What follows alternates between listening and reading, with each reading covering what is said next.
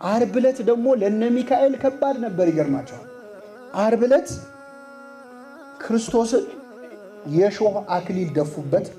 ጨርቅ ልብሱን ገፈው ገረፉት። ከገረፉ በኋላ ጨርቅ አለበሱት። ከዛ ልብሱን ገፈው ሌላ ጨርቅ አለበሱት። አቤት ስንተርከው ቀላል ነው። እስቲ በደንብ አስተውሉት። ክርስቶስ የተገረፈው እኛ ለቡሄ በምናጮኸው ጅራፍ አይደለም። ሚስማር አለው መግረፊያው። የሾለ አጥንት አለው። ሰውነቱ ላይ አርፎ ሲነሳ ስጋውን እየነጨ ነው የሚነሳው። በዚያ አጥንቱ እስከሚታይ ድረስ ተገረፈ። ከተገረፈ በኋላ ልብስ አለበሱት። ወደ ሄሮድስ ወሰዱት። ወደ ጲላጦስ መለሱት። ድጋሚ ልብሱን ገፈፉት። ገፈፉት ሲባል ልብስ መገፈፍ እርቃን መሆን አይደለም ችግሩ። ከቆሰለ ሰውነት ላይ ጨርቅ ሲነሳ ምንድን ነው የሚሆነው? ስለዚህ ክርስቶስ ልብሱን ሲገፈፍም ድጋሚ ሲለብስም ይታመማል። የሾህ አክሊሉን ይተክሉታል፣ ይነቅሉታል። ከዛ መተው በበትር ይዘው ጭንቅላቱን መቱት ይላል።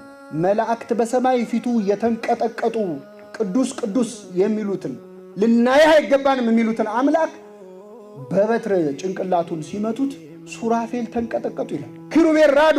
ፊቱ ላይ ሲተፉበት ሲያዩ ፊቱ ላይ ሲተፉበት እኛ ፊትህን ማየት አይገባንም ብለው በሁለት ክንፋቸው ፊታቸውን በሁለት ክንፋቸው እግራቸውን ሸፍነው መስቀል ሰርተው በፊቱ ቅዱስ ቅዱስ የሚሉት አምላክ ፊቱ ላይ ምራቅ ሲተፋበት ደግሞ ለክርስቶስ ምራቅ ይገባ ነበር? እሱ እኮ ምራቁን እንትፍ ብሎ አይንን የሰራው አይንን ያበራው ምራቁን እንትፍ ብሎ ዲዳውን አንደበትን የሰጠው።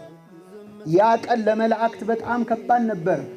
አይሁድ ጌታን በሰቀሉት ጊዜ ይላል ቅዱስ ያሬድ ሚካኤል አርመመ ወገብርኤል ተደመመ። ሚካኤል ዝም አለ፣ መሸከም አቃቱ። እንዴት ነው? ወታደሮች እንኳን ቆመው ንጉሳቸው ሲሰደብ አይችሉም ማለት። ክርስቶስ ሲሰደብ መላእክት ቆመው አይተዋል። ያ ቀን የስቃይ ቀን ነበር ለመላእክት። ቅዱስ ገብርኤል አልቻለም፣ ሰይፉን ጣለ። የቤተ መቅደስ መንጦላይት መጋረጃው የተቀደደው በገብርኤል ሰይፍ ነው ይላል እኛ መጽሐፍ። እስከ ምጽአት ድረስ እየሰነጠቀ የሚሄድ ሰይፍ ግን ሊቆጣ ሊዋጋ ሲሞክር የእግዚአብሔር ቸርነት ከለከለችው። ክርስቶስ ከሞት በተነሳም ጊዜ ከመቃብሩ ግራና ቀኝ የነበሩት እነማን ናቸው? መላእክት ናቸው። እስቲ መላእክት የሌሉበት የአዲስ ኪዳን ታሪክ ንገሩንና እኛም ስለ መላእክት መተረክ እናቆማለን። የሌሉበት የለም።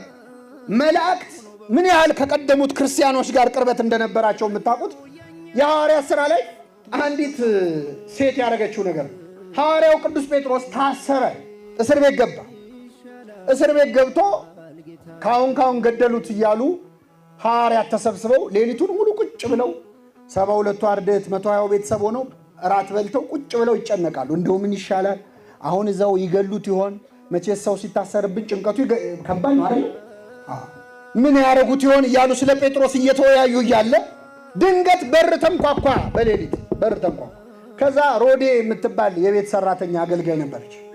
ሂጂና በሩን ክፈቺ ብለው ላኳት። ሄዳ ከፈተች።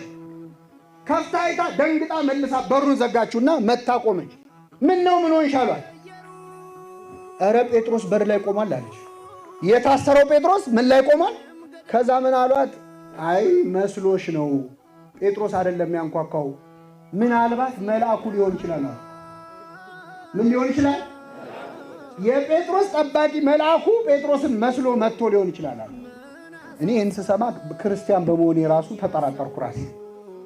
አሁን ቤታችሁ ሌሊት ቢንኳኳ፣ እኛ ቤት ሌሊት ቢንኳኳ ማን ሊሆን ይችላል ብላችሁ ነው የምትጠረጥሩት? አክስቴ ሞተች ማለት ነው ይላል የታመመ ዘመድ ያለው አይደል? ትንሽ ፖለቲካው ግርግር ከበዛው ደግሞ ፖሊሶች ናቸው። ሌባ ሊሆን ይችላል፣ እዚያ ደግሞ ሊሰረስር ነው አይደል? መልአክ ሊሆን ይችላል ብላችሁ ተገምታላችሁ። ይኸው እኔም እዚህ ቆሜ እናገራለሁ እንጂ ሌሊት ሲንኳኳ ካየሁ መልአክ ሊመስለኝ አይችልም። በምንም አቶ መልአኩ ሊመስለኝ ይችል ይሆናል ምናልባት እንጂ መልአክ የእግዚአብሔር መልአክ አይመስልም። የመጀመሪያዎቹ ክርስቲያኖች ግን በር ሲንኳኳ እንኳን መልአክ ሊሆን ይችላል ብለው የሚጠረጥሩ ነበሩ። መላእክት የሌሉበት ክርስትና፣ መላእክት የማያገለግሉት ክርስቶስ አናውቅም። በመላእክት የተሞላች ቤተክርስቲያን ልጆች ስላደረገን ስሙ የተመሰገነ ነው።